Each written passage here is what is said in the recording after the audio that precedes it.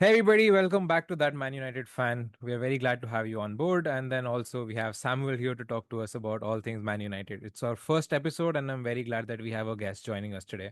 There's a lot to talk about. There's a lot of transfer market movement. There's a lot of different discussions to have. Mason Greenwood, Mason Mount, Alejandro Garnacho, Rashford. We have so much to talk about and so much things to like conflict on because I'm pretty sure Sam and I have very different opinions about a lot of these players as well.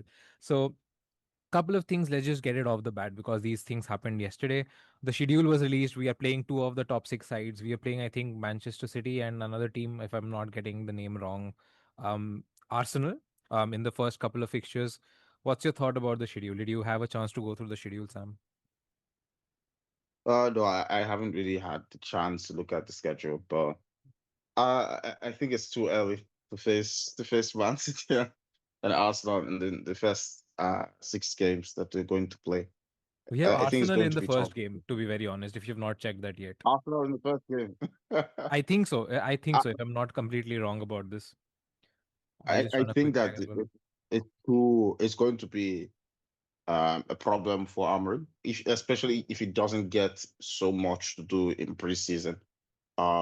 Because like a bad start to the season always is going to be a problem. Like if you don't win your first game of the season, then there is usually a problem that happens on from there. If you play a bad game, it just drops the morale, especially if you're going to play Man City in a few weeks after. But I think the problem is that he has to get the transfer business sorted as soon as possible, so we know who is on the team and who is not. The problem now is that we don't know who is on the team. We don't know who is not. We don't know if United are going to be able to sign Mbuimo or a striker. I don't think Gyökeres is coming anymore.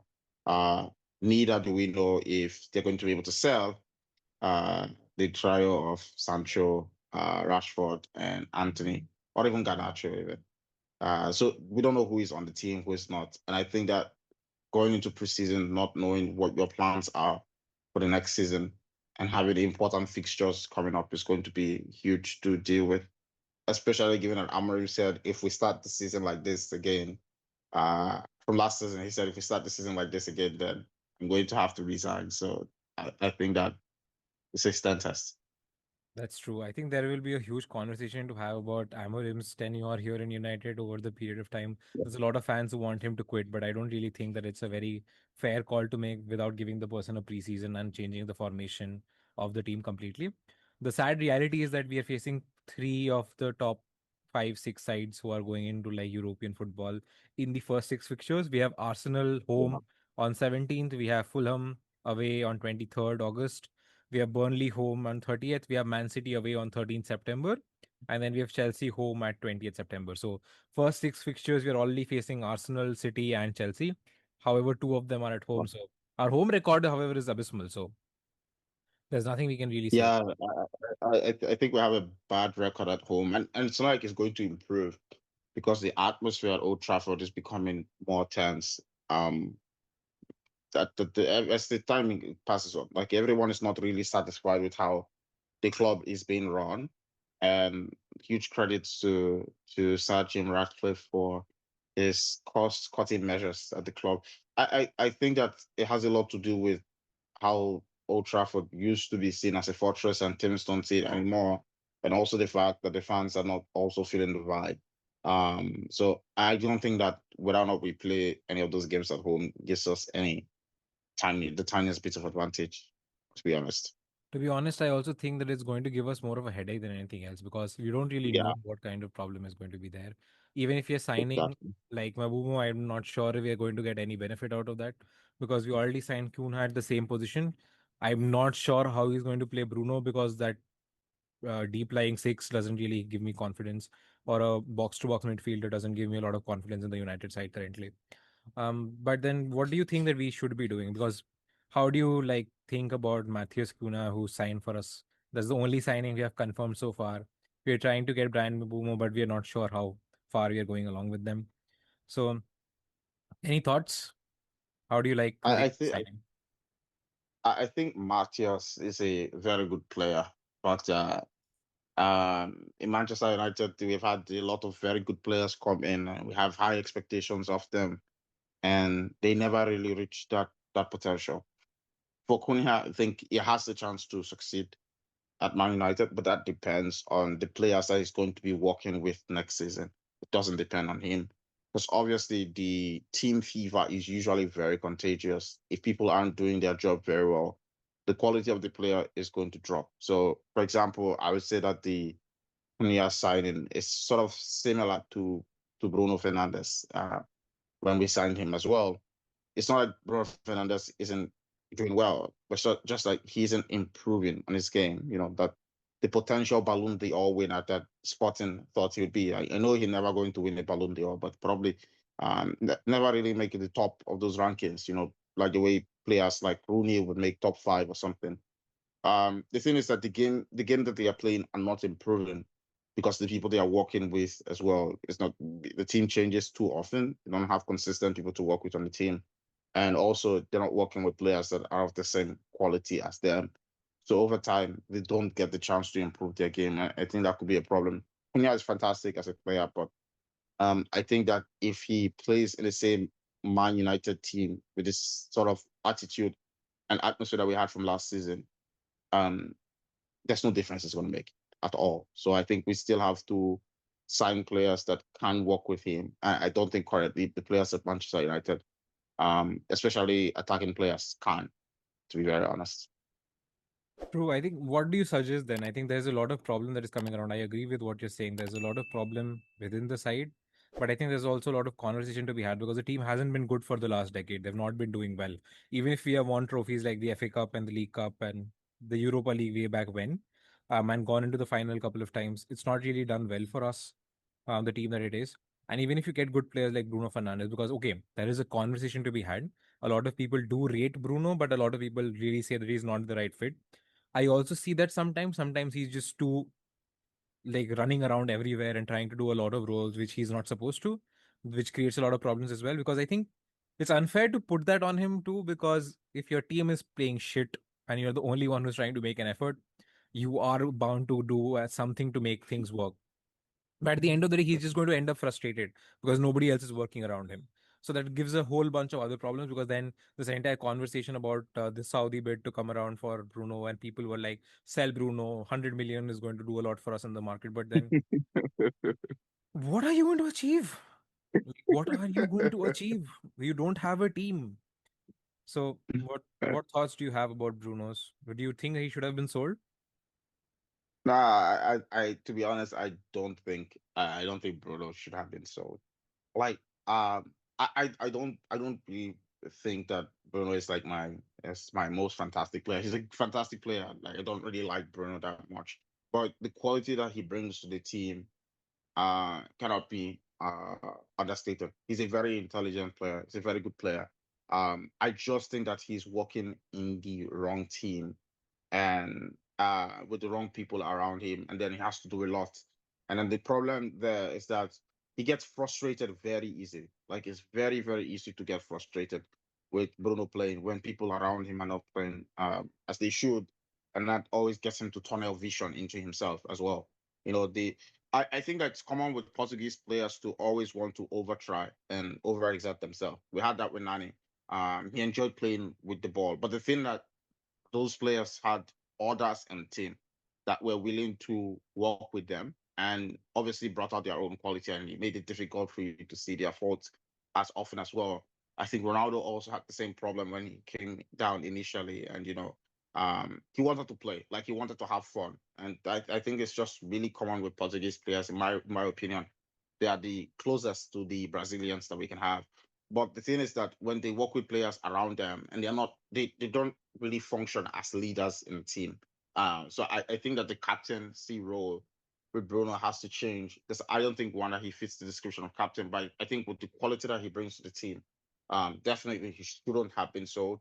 I think that if with the kind of players that we are planning to bring in for next season, if you are able to get someone like a good striker up front, my suggestion would be Osimhen, and if you have Umbimo and Cunha playing in how do you say, in the supporting striker role and in the number 10 role, and Bruno playing maybe 8 or 6, we will have a fantastic team. We will have a very, very good team to play with next season. He would have players to work with and not have to do everything by himself as he usually thinks on the team. So I think it's a good decision to keep him.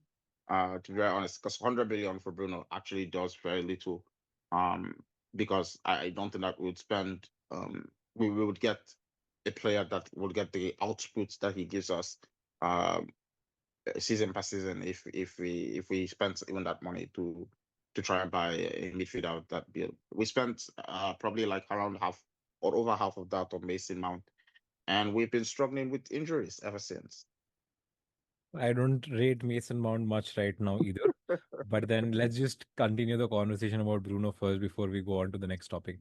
I think the idea is that for me, Bruno, I think the age plays a big role. I was sort of on the fence about selling him because Bruno has these like wonderful performances that can make you win a match, but then again, right in the next moment, he might do something so bad that it would make you lose the entire trophy. European final. But never mind. We have moments. But I think it's okay to keep him as well. I think it's the manager's choice. The manager wants to keep him, but for me, Yeah, I don't think he does well in the number eight because he is not too disciplined enough to stick around in the number eight. But that's to change. If two people up front in number 10 are good at linking the play from number eight to, say, yeah, the striker, there might be a chance that he might be a bit more disciplined and might be a bit more sustainable in that role because he just runs like crazy. He's available for every match. That's one of the positive things about him. But if he's yeah, like not running around like crazy, maybe he will save some energy and maybe perform a bit better. So hopefully, we cannot really picture about yeah. how it will turn out to be, but the idea about Bruno is good. But the I think the major thing that came around, sorry, for Bruno, is that the price tag was like mouth watering. It was like 100 million pounds that they were offering just to get him off to Saudi. And at a very honest thing, if he's reaching 31, 32, even if he extend his contract and try to sell him down at the end of his contract, we're not going to get nearly enough. Like 20, 30 is the most we'll probably get from him. So I, probably I there was thought a conversation there. I thought it was low. Like in my opinion, I don't think that 100 million from for Bruno is enough. I don't think it's enough. Maybe we can say maybe around the 150. Like, especially if it's coming from Saudi, they have to spend more. Uh, I just thought maybe they were being rude with the offer. To be very honest, like, one is that it's Bruno. He may not be the most shiniest player around, but he's one of the most intelligent midfielders that we have and we know of currently in the world. But additionally, as well, it's the Saudi league. Like, I don't know why they offered the 100 for Bruno. Like, they're willing to pay a lot more for players who are not, you know, worth, uh, a lot as him and as well. So I thought the offer was low, to be honest. Maybe my opinion is that you can sell Bruno if you get the right offer, but I don't think 100 million from Saudi Arabia specifically was the right offer. Bruno is a very hot debate, though. You can sell him or not sell him, but would you sell him if it was 150 million? I would sell him. What would you do with that 150, though? Probably sign Florian Wirtz like Liverpool. Why would he come to us? There's no chance that he's going to skip out on Liverpool and come to United, who are inconsistent as hell. For sure not. Uh, well, honestly, like if Liverpool are willing to pay like I've watched Waits play. He's good as a player as well. But he doesn't play the same role as Bruno, perhaps as well. So, but if Liverpool are willing to break the bank for Waits and abandon decades or centuries long of transfer policy where they don't really sign really really crazy players of that amount, then why should Al Hilal, I guess that was the team, not be willing to do the same? Like, I give us was very, 150. very off put by Florian Wirtz, to be very honest. I did not like Liverpool doing that simply because it just shuns everything that they've done for the past decade, the entire goodwill that they've made. Exactly. So what's the point? They're Exactly. already winning premierships. They're already going deep into Champions Leagues. They've already won the Champions League also. What makes them go away from their successful transfer policy and just spend like 100 plus million? It's just that they had the money, they wanted to spend it, so they spent it. Because what this does is it does a domino effect. It's not like a Liverpool channel, so I'm not going to discuss that a lot. But it's like a really, really weird thing that they did. I do not really agree towards their principle, but And I think it just messes up the markets. Like just like the Neymar transfer also did mess with the markets some few years ago. Like seriously, these players are good, but I don't know. I don't really know why people keep attaching unusual price tag to certain players. Because I think I was telling a Liverpool fan that you could buy Garnacho for half that price and you would be getting like similar outputs. I'm being very honest. Like he's like, oh, it's not going to flop. I'm like, you know what flop means for a 150 million pounds player, like a 150 million pounds player. You know what flop means? Flop is not getting 5 goals and 4 assists. It's not going to be Dominic Szoboszlai. He's not going to be Cody Gakpo. It's not going to be even Darwin Nunes, who, by the way, even for his misses and miss hits, still has a good number of goals. This is a German player who maybe the German league is good, but it's not as um, great as the Premier League. So I think he's not. It's not like he's going to blank, but I don't think he's going to be as dominant as he was in the Bundesliga in the Premier League. So I don't think that the output he was given at the in the Bundesliga was worth the 150 million pounds. I don't think he's going to be getting there. So I think Liverpool would have been better off doing business with Man United and getting one of our players off the books. A younger one at that, and probably someone that they can use for the next 5, 6 years. I don't think that everybody will start hating Garnacho because he was from United. To be very honest, it's like you going to into your biggest rivals club and then playing there. That would have raised a lot of eyebrows for the little guy. But then, in honesty, I think the problem mostly is that you don't really know Wirtz is a very proven attacker to begin with. He had a lot of mistakes when he was playing with Leverkusen as well. It's not like he has shredded Yeah, apart the entire world. He's only gone deep into the Champions League, semi deep into the Champions League once, and done decently well by winning the Bundesliga yeah, once. And that was their exactly, entire season. exactly. You can't really like give them a lot of kudos for that because winning the DFB Pokal also or the other things also, they're not really done a lot in terms of that thing. So I don't get the Trafford signing fee, but again, let's not talk about what's. Let's get back to Man United. So Sure. there has been reports in the past couple of days about some interest or some rumored interest about Mason Greenwood returning. I'm pretty sure that this is something like going to be a very huge discussion to happen. I really don't want Mason Greenwood to come back. I really don't believe the sources that these news are coming out from. They are just rumor mills. I don't really think that the club will buy him back. They didn't buy Alvaro Fernandes back as well when he was in Benfica. He was doing well as a left back. We needed a left back and it was a cheap option. We didn't go for them. So I don't think United are in the market to do that. They're not even going to buy Elanga back, to be very honest, who's doing pretty well and who's rumored to now possibly be heading to Tottenham of all places or some other team. Um, or I'm not really sure what's up with Elanga, but there are rumors that there are going to be offers for them as well. So Mason Greenwood, any interest? What do you think? Should we get him? I think that I agree with you that with the second part that he's not coming back. Um, I feel inclined to throw a religious pun in here, but I'm not going to do to do that. But I don't think it's going to come back. But I think that to be very honest, Mason Greenwood should never have been sold in the first place. This is a controversial opinion that is going to get me into maybe some trouble, but I don't think Mason Greenwood should have been sold in the first place.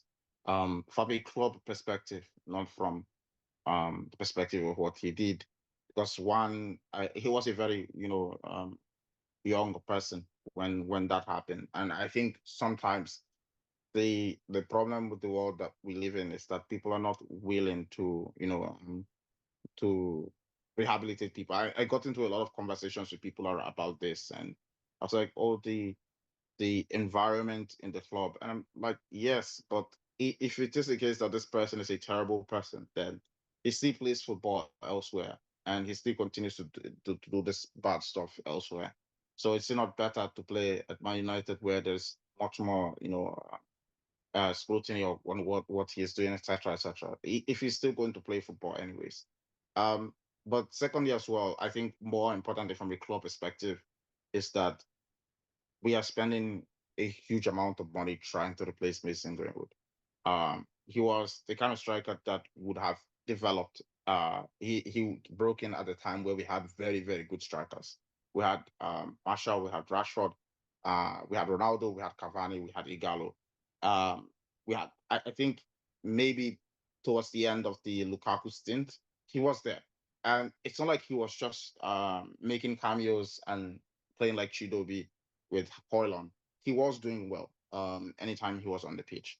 Uh, you knew that he was a natural striker, even though most of the time he played on the wing. He could shoot to the left, he could shoot to the right, and he was also adapting to becoming, an area player. That's the later part of the game that he was trying to improve. So I think that would spend a lot of time trying to replace him. Uh, and to be very honest, also the way that we did the business as well didn't make so much sense because the sale of the player um also didn't really yield much value as well for the kind of player that he was or the kind of potential that he had, and he also displayed on the loan with uh I forgotten the Spanish team he played for after the incident the first time. To be honest, I think that the everyone would have moved on from the incident, to be very honest. Um, maybe 1 2 years, maybe just one more loan. But selling the player was not the right idea, to be very honest. Especially given the performances that he's displayed so far in Spain and as well in France. Um, I think that we missed out on a very good player, given that the quality of the team that he was playing for in those leagues also were significantly lesser than Manchester United. So, uh, from club perspective, I don't think that we should have sold him. True, but I think there is a lot of conversation to be had, right? He would have faced a lot of like bad will and intent because I agree that the world has taken a stance about these things, which means that he will face a lot of social abuse and that scrutiny also is much higher.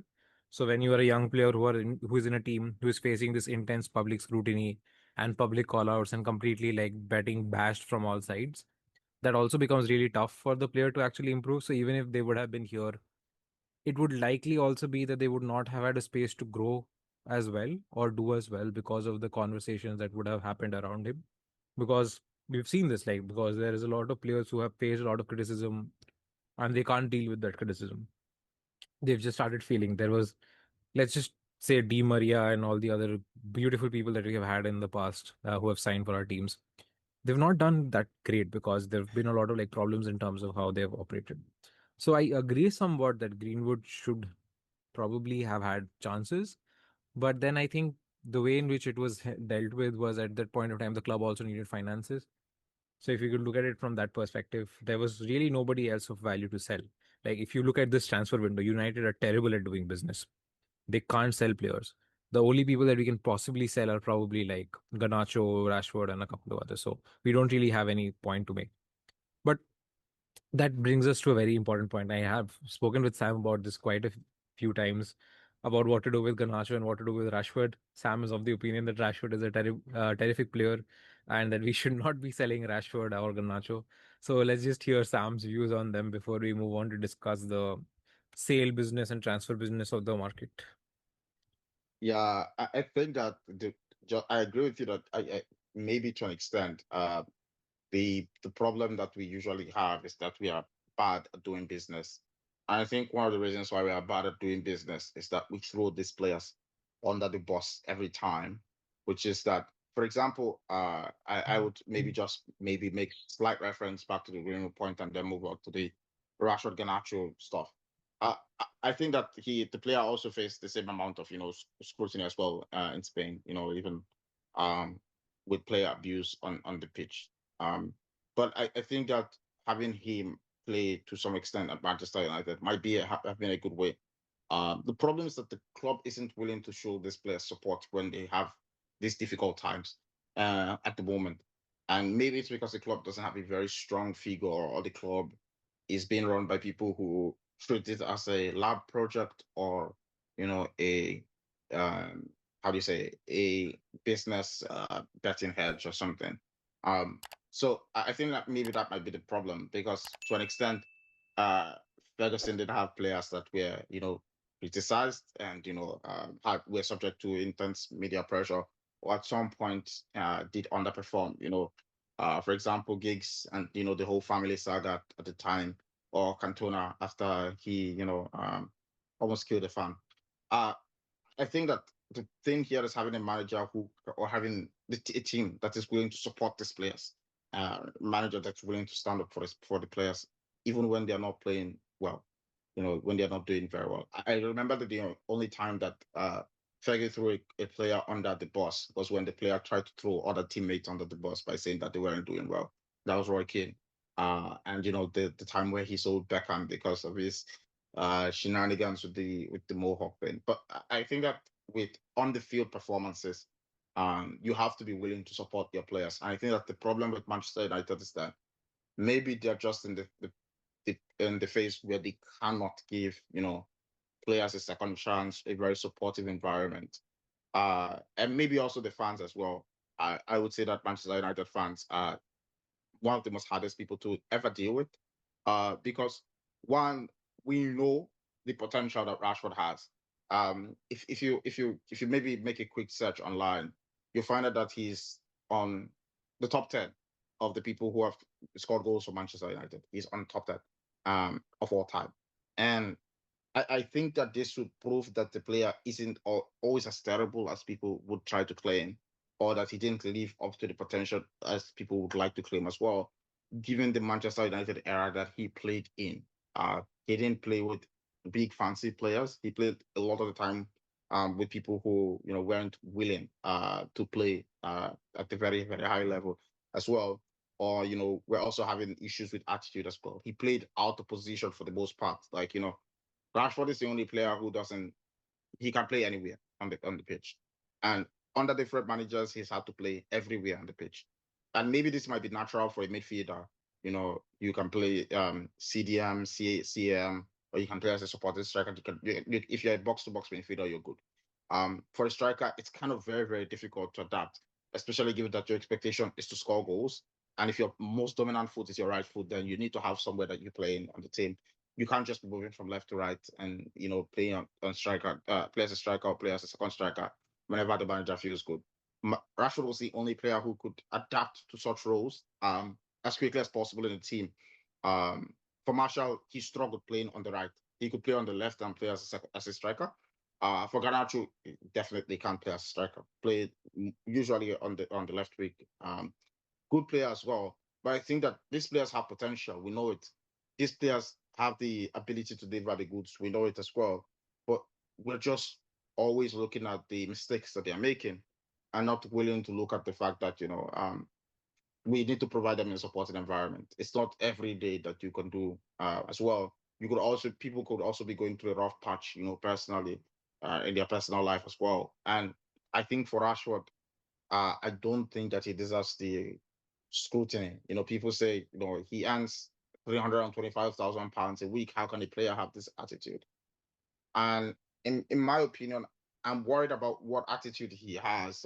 Maybe like I'm worried, to be very honest. I don't see any critique about his attitude that usually appeals to be very honest. But more importantly is that even if we wanted to sell these players, and we don't like them, maybe we wanted to get more money, or we wanted to get our players off our books, then we probably need to let them play. We need to let them play. We need to provide a supportive environment for them. Manchester United was able to do a good deal with Ronaldo the first time under Fergie, not because he was the player with the best attitude, even though he went on to to uh to excel in the league. I don't think that he started off as a very very good player in the first place. He had players who were much better than him in the team, and also didn't like the way he played when he first arrived. They didn't like it because he was always showboating as well on the team. But the thing is that the team provides a supportive environment for the player to develop, uh, and they're willing to accommodate those flaws and are not willing to throw the player away. So uh, I think that he always makes mention of the fact that he got scolded by by Scorsese anytime he was always doing that showboating thing on the pitch, and his game evolved, and eventually we sold him. and we sold him for a world record fee at the time. The problem with United is once the player has a bad game, everyone throws him under the bus. Once he has a bad spell of 10, 9 games, everybody throws him under the bus, and it's like we forget that these players have been good. We forget that Garnacho is the second highest goal contributor for last season, beside Bruno.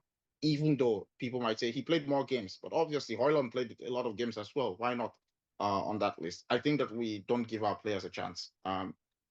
Forgetting how well he performed, the season when we had Ronaldo on the team, or the season after that. He's done well in the past. Maybe he's had one bad season, but players can have a bad season and develop. McTominay as well, that we eventually sold.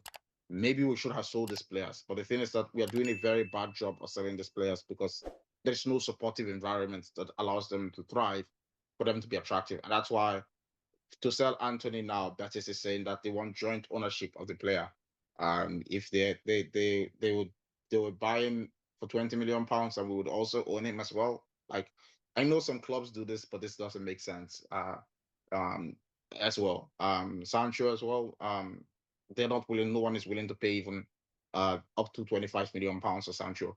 Uh, is this the fault of the player? No, I think it's the fault of the club not knowing, how to provide a very supportive environment for players that allows them to do market effectively. And that's why usually when these players are out, they're just out because the team is throwing them under the bus, and then we can't sell. But how do you think we can rectify this? Because I don't find any solution to this problem as well. I think, of course, the club is run very poorly. I agree completely to the fact that they are. But we don't find anything that we can do about this as well, right? Because what can you do? Because if a player does not find that they're doing well in a situation, sometimes you do need to like find a way out of that situation, and that also gives them like an incentive to go ahead and find another like team to play for. So for me, I think Rashford became, for me, the eye test also works a lot, right? Because I think in the pitch they were like playing very lethargically. I think that might be because of different reasons. There might be because of dressing room issues. There might be because of support issues. But I think if we are talking so much about how there's toxicity in the dressing room and other problems that are there, it's also equally likely to say that there might be some people who would have to be made the scapegoat to make the solution for these particular situations. So, what do you think? What do we go from? Where do we go from here? What do we do? Because there's not really much that we find that there's possibility in doing. Yeah, I think that, to be very honest, maybe we just have to trust Ahmed and see where he goes from here. But I think he got it wrong when he first stepped in. Not tactically. I think he's a manager we should give a chance, but I think he got it wrong when he stepped in and tried to do this. I will make a scapegoat out of people. To be honest, you can do that if you're Guardiola, or you can do that if you're Ferguson, who has been on the team for a very long time and the people come to respect. So I think that maybe we'll just have to stick with the manager and see how far he's able to instill some form of discipline into the club. But I was having this conversation with a friend. I think it doesn't work that way. You know, you have to earn the players respect if you're coming in as a manager that they really don't rate. Like I just think that it works like because the dressing room fever is contagious. You wait out Rashford today and you wait out Sancho, but they have friends in the dressing room. So that attitude spreads. People don't like seeing their friends go. And obviously when their friends go, then they lash out as well on the team. Maybe they have a bad game and you blame them for it. And they also see it as something that's rubbing off as a result of, you sending other players out of the team as well. So I think that, to be very honest, the whole Rashford, how do you say, Rashford, Sancho, or even if you start at the tip of Rashford, those attitude problems didn't stem from those players themselves. It did stem from, other big names in the team actually having this attitude in the first place and having to get stamped out of the team in the same way. So I think the attitude rubs off on the players. It's very contagious because one, the players have more connection with themselves than with the manager who's just coming. And that's why, despite the fact that they won a trophy the previous season, Varane was saying that they didn't like Ten Hag. Like they were surprised to see that Ten Hag was the manager after the season that they had. And this is what he said.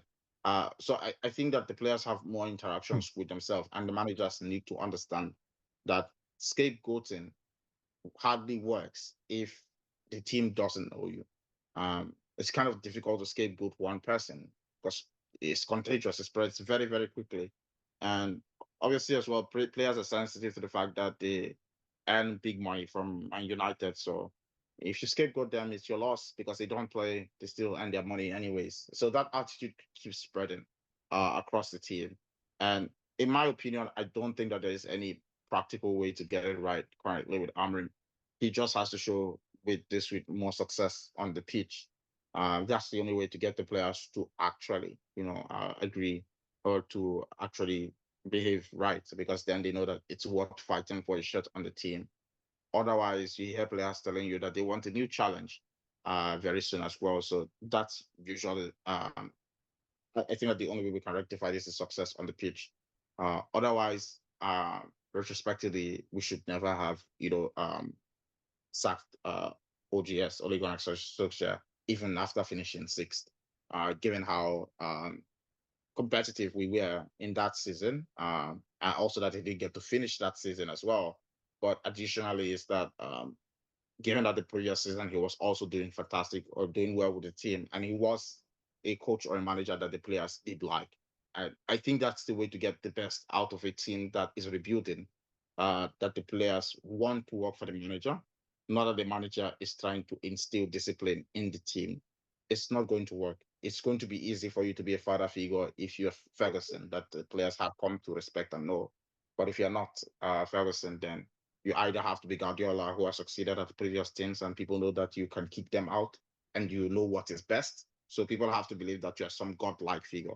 Otherwise, you have to show them that you're a godlike figure on the pitch. And so far, I don't think that if you're probably any of these players, Garnacho, Sancho, Rashford, you're also not thinking selling me is a bad idea. You are thinking maybe it's for the best. And that attitude is not just spreading from them, it's also spreading to others who are thinking, is it the right decision for me to be here? And that attitude translates faster into the team, much more than the message of we need to fight for the team gets passed across. But then you can't really like put people like you can't really say that people are not responsible for the things that they're doing, right? Because there's a lot of like other issues that come around from their actions and how they are, because the dressing room toxicity is a problem, because players should not have power to speak over the manager or do things which would completely like denote action or some amount of reaction within, say, how the club is operated, because you can't really like have fans or like um people saying that, right, this manager is supposed to be sacked, so you sack the manager just because the players believe that it is to be done. So I don't think that's like a very right way of doing it, simply because of the idea that there are a lot of problems if we do that or end up doing that. But there is a lot of conversation to be had. Like there's an unending amount of conversation to be had, obviously, because when you say there are a lot of like moving factors when this particular thing is occurring, so you have to be careful about how you are discussing this or thinking about this. Yeah, I think that to a very large extent, the problem with the that we have with a lot of these things is that if you try to fix it um at the roots, it's human psychology. So the solution that you're proposing is very ideal. It works most of the time. It's likely to work. It's the perfect thing to do is to always, default to the manager. Players should play for the team.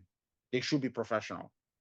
They shouldn't have a chance to, force the club to doing things that they should be concerned with their performances on the pitch, not concerned with, how do you say, trying to get the manager sacked or something. But I think that at the baseline here is that it functions as some form of human psychology, anyways, which is that the players will naturally, they are also humans, even though they are meant to be professionals as well. And it would work. It would work if we were getting very, very reputable managers. To be very honest, you need a very, uh, you know, good manager to manage the team. And maybe the Europa League doesn't count as much success, but I think that Mourinho had a very difficult time dealing with very, very good and achieved players. People like how do you say, like Ibra, like Pogba, like Lukaku, they had larger egos to manage within the team, and they still achieved success, within the team as well. We were competing, we were rebuilding the club at that time. Players respected the manager, and that's what you want. Even if not some of the players, um, even if not all of the players rather, but some of them, a large majority of them need to respect the manager, because the players are also looking at it from that way. They're looking at it: who do I know more?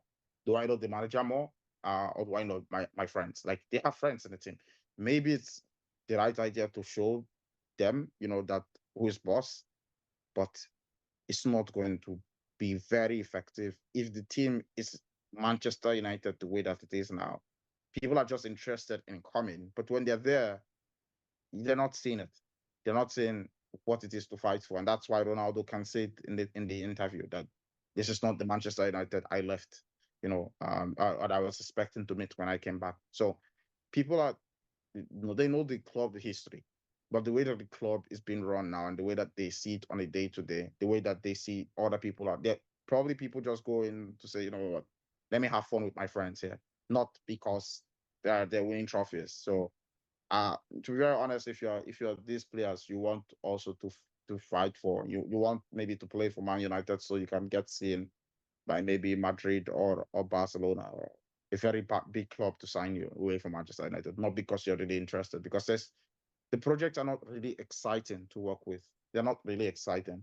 To be very honest, and I think maybe for Amrim, the prospect has even dropped a lot, especially given that there was no trophy last season and was a very terrible finish. So if you were talking about the discipline, because he started it last year, he asked players like, like Rashford and Sancho from the team. And I think at some point also he asked Garnacho mid-season as well. I think that was in December or November as well. The thing is that the message isn't getting across. And I always think that it's very insane to keep doing something and it doesn't work. So if it works, then that will be fine. Um, Ferguson kicks out Beckham, team remains intact, great. Um, but sometimes the team isn't going to work that way, and if it's not working, then maybe you just have to do something else. You just have to do something. I think the priority now for Manchester United shouldn't be disciplining players, um, because one, they're going to run into a lot of financial problems that way. Players are going to be willing to say, you know what, it's fine. I'm happy to not play anymore, and you still pay me my money that you're going to see to the end of my contract. And this is important, not just because of the players that they are trying to let go, but also because of the players that they are signing, they are bringing on as well. Um, the players know each other more than they know the coach. They interact with each other a lot more than they interact with the coach. Once that attitude spreads, even the new players that you're bringing on, like, yeah, Wemo or Kunya, they get more adjusted to the attitude a lot more, because the time for the success to materialize takes a long time. To the end of the season before you're able to access, or maybe to January before you get a chance to know if you win a trophy or not, with the League Cup. Uh, People are not certain, even if you are in top two by December, if the team is doing well or not. So I think it's going to take a long time to achieve success, and you want to make the environment as easy as possible for everyone. Not easy that people don't get punished when they don't come to training, but I think that people can get punished. We just don't have to know about it. The problem is that with Manchester United, we know everything about the club. Someone comes late to training, we know. Someone, how do you say, goes to Dubai uh to buy drinks, we know. Um, we know everything, and knowing everything at this point just makes the whole place, chaotic. When the player's ego is being robbed off and or damaged in the public, then there is a problem. All of these things happened under Ferguson. Like, players used to say, it's like, if you go to the club on Saturday night, Ferguson is going to know. Is going to know. Someone is going to tell him. Someone around Manchester is going to tell him. And players said this, but he never, was going to talk about this in the media. Neither were the players going to speak about this in the media as well. Because at that point, when it becomes a media issue, then some people are unwilling to admit that they are guilty. So you can't punish the players, but the more you throw them under the bus, the more you attend a press conference, and then you're asked about the player, and then you're saying, you know what, anyone who doesn't play 100% for me, I'll add my goalkeeping coach. Very nice words, but what is the meaning? Well, how is the players going to take it? Um, Other players are going to hear this as well. It sounds very funny, and it's a very debater-like thing to say, but you can discipline the player and not say that in the media. Um, and maybe the role of a professional there might just be to lie. So I think that maybe the professional managers as well need to be doing a good job of not throwing the players under the bus when they are asked. You can punish the player, you can discipline the player, but I think that maybe the rise of football media might be a problem. But generally as well, the discipline isn't effective because now we know a lot more about it, but also the managers that we have are not very proven, are not managers that the players know. They are not managers that the player trust. They don't have any history with the club. Maybe, for example, like OGS, who had a history of succeeding with the actual Man United team, even though he was playing as a sub, or had a history of building a good team in Norway, or Mourinho as well, who was well respected by most people, based on all of the feats he had achieved over his career as well. So yes, I think I understand what you're saying. It's the ideal thing uh, to players should be professional. They should do their job. Their job is not to decide which manager stays or leaves. They should adapt to every manager that comes in, but they are human as well, and the human psychology of this always rubs off because players are not just players themselves. They also have, you know, media reps and agents who are also going to be in their ears from time to time and telling them what to do, or other players that are also in their ears telling them what to do. And if that's the case, then the more best solution to this is to try and minimize the amount of conflict in the team, or try and minimize the amount of punishment that you're showing. Otherwise, it just ends up being a military camp. And the problem with being a military camp is that these young players are not ready for the military lifestyle. Yeah, but then you do need to understand that the players are they come into the system pretty young. So they're sort of like thoroughbred into how things are operating and how things are. So maybe over a period of time, people get this idea. But then from a young age, if you have this like problem of entitlement, then comes around the other issues that there will be maybe things that they do, because this entire like front room chatter and all the things that are occurring right now is just because the reason that there is a probable lack of professionalism in the system. So we want to like have that stem out from as soon as possible, but it's not very likely that it happens. So it's regrettable, but at the end of the day, it's also necessary. Let's just talk about the transfer market, however, a bit. I think there's a lot of interesting points to make about the transfer market. So, Sam, Okay. number 9, who do you want? Victor Boniface. I'm joking.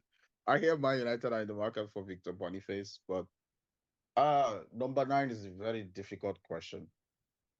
Uh it's a very difficult question, to be honest.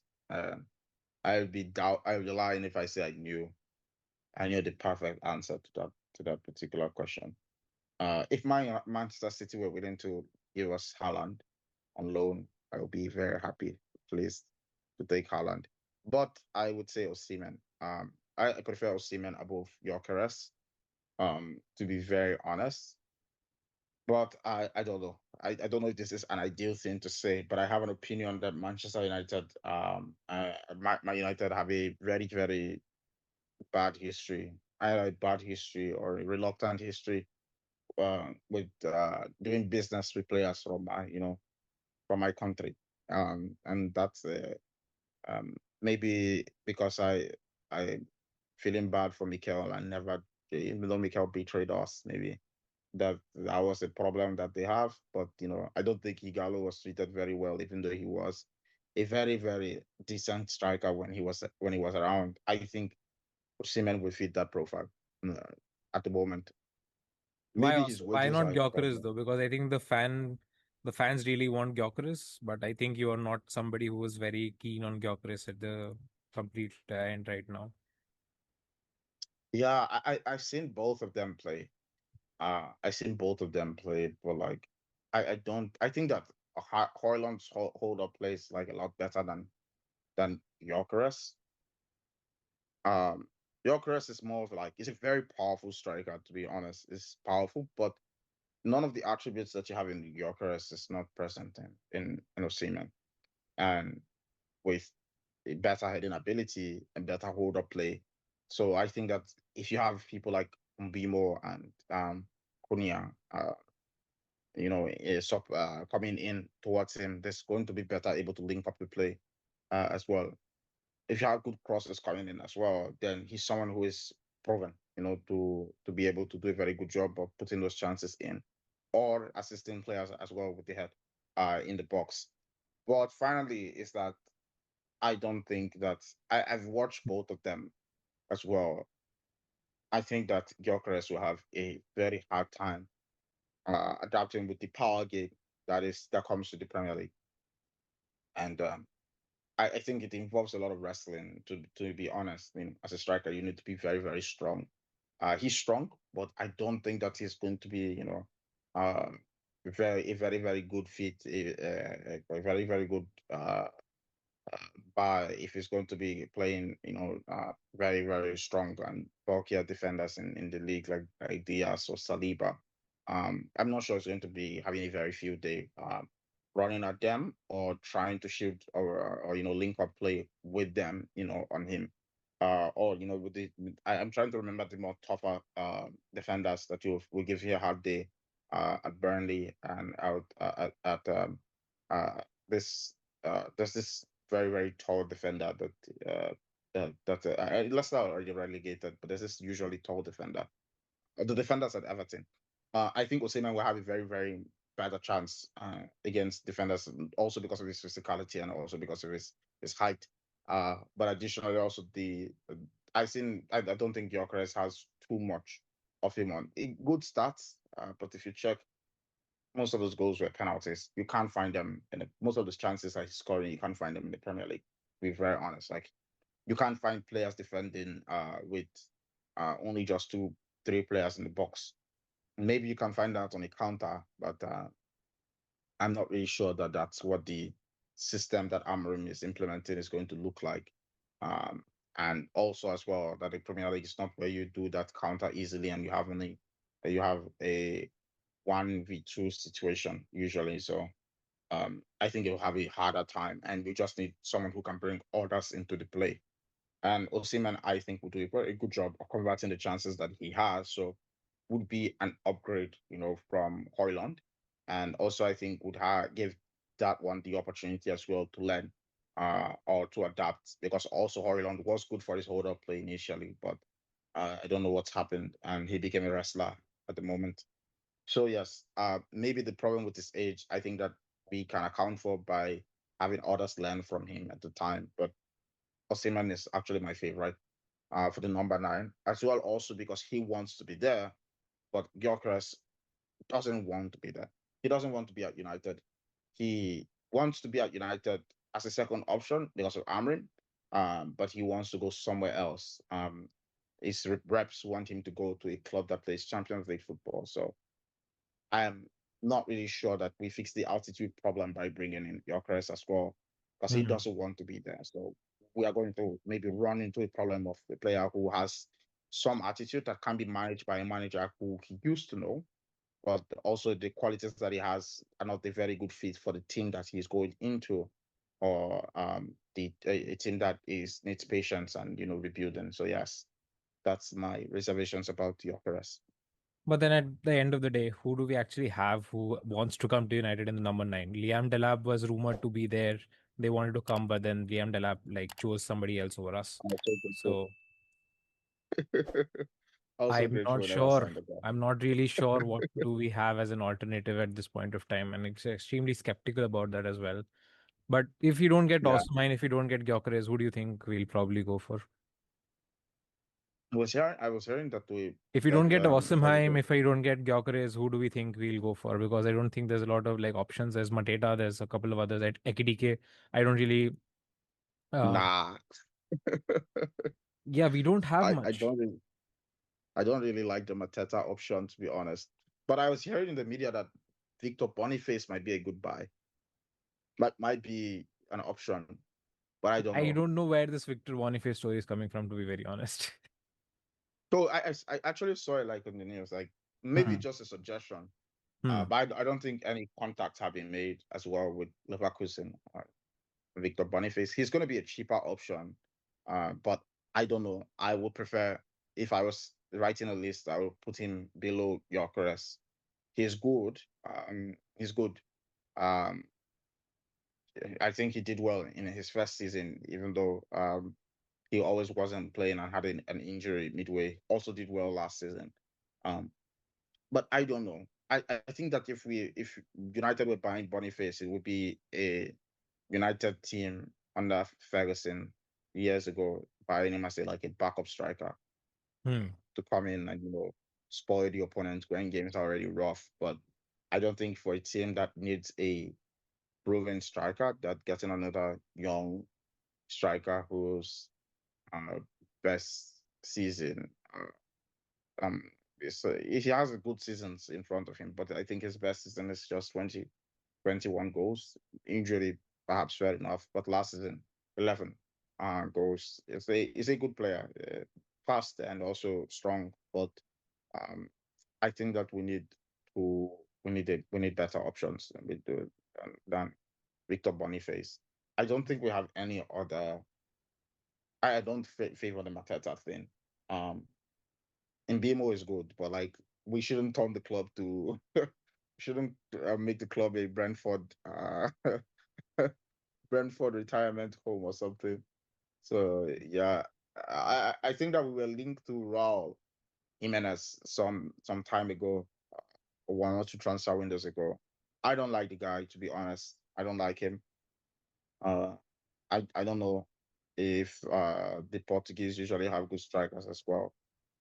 Also, I don't favor Gonzalo Ramos. I don't think as well that PSG would be willing to sell.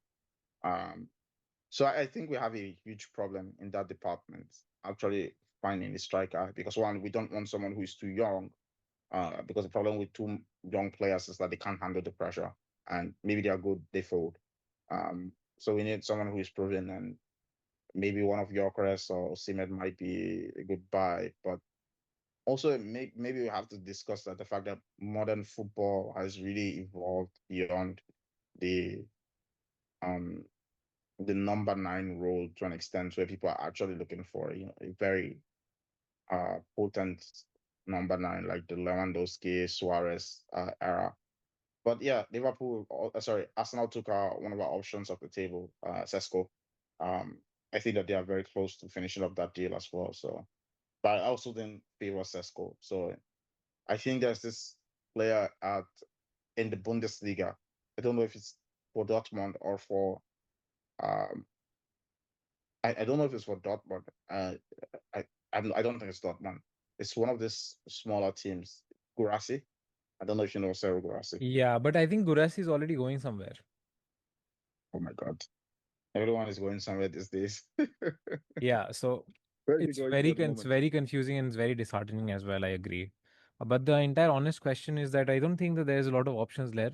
If Gyökeres is not signing, I don't think Arsenal is going for 2 strikers. If they do, then oh god, they're winning No, everything no. next month, next year. Who knows? But Yeah. we don't have much. So I think Gyökeres is the one that we're going to end up with. I just have a gut feeling about that. I'm not 100% sure about it. A lot of people are speaking about it happening, but let's just hope that we get somebody up front because OB is not ready. Rasmus is not performing. Rasmus is also not ready. So we don't really have another option instead of like going ahead and poaching someone. We really have to go ahead and purchase like a player to fill in the number 9 role because without that, I think that becomes a huge issue. So I also don't think you think they think the Yorkerest thing will work. I think the Gyökeres thing will work because of only one simple reason because of Amarim. If he wasn't there, it wouldn't. And also that there is a intent for him to come to the Prem. I think it's a much better step up from a place like Sporting. I also think that he knows that he might not get an Arsenal move. If he doesn't get an Arsenal move, Liverpool don't want him. Newcastle don't want him. Man City don't want him. Man City have Haaland. They've signed him for 10 years. Why the hell would they want somebody else? They also have Omar Marmoush, so they can't Yeah. really sign anybody right now. So I think the only viable alternative left for him, which will pay him a decent salary and give him a decent amount of contract, which probably is going to get back into Europe next year if he's coming and these signings are coming, is Gyökeres. I also think that if we get we have gotten Cunha in and we probably will get Mabuma in, and if we get these two players in, there's a large chance that he might be enticed because there's a lot more service and a lot more possibility for him to do better. God forbid that anybody gets injured. We don't want another Luke Shaw in our hands, but let's just hope he gets there. There's so much to discuss actually about Luke Shaw leaving, about the other players leaving, and I don't think that 1 hour is going to be enough for us to discuss all of this, anyways. We've already hit almost like an hour discussing these things, so I think let's just wrap up here right now. This was a very interesting conversation. We are again meeting tomorrow at the same time, so we'll probably have another Yeah. discussion, another round of conversations about who to sell and what kind of transfer business is going on, and any recent news updates. Thanks, Sam, for coming on. Thanks, Kaushik, for having me. I really enjoyed the discussion, and I hope we sell Luke Shaw more than I hope we sell Rashford as a concluding thoughts. I just hope that we sell Garnacho, Rashford, Sancho, Anthony. Everybody get at least a 50 to 60 million in. I know that's too less for all of them combined, but I am just hoping that we are getting the salary of our books at this point of time. That's That's like just what a man can that's hope like for. trying to sell. That's like trying to sell your property when you're leaving your hometown. It's like just bring anything you have. Go wherever you want to go. Just go. I don't want you anymore. If I'm taking a loss, I'm at least not paying your salary anymore. Hopefully. uh, Anthony is hopefully, probably going to go, but we'll have this discussion tomorrow. Anthony is more or less no problem. earmarked to go. Garnacho is looking for options in the Premier League. We're not sure what's going to happen there. But I think Rashford is the main conversation point. Where does Rashford end up? Because Barcelona now have interest in Nico Williams. And if Barcelona has interest in Nico Williams, it's much more likely that Rashford ends up staying here at least till the end of preseason, which is something that we really don't want if we don't want to make him play Yeah. the next season. But huge discussion coming up soon. It's a lot of conversation points to have. But again, Sam, Yep. hopefully we have this regular show every week at some point, at least once a week if possible. But glad to have you on board. See you again tomorrow.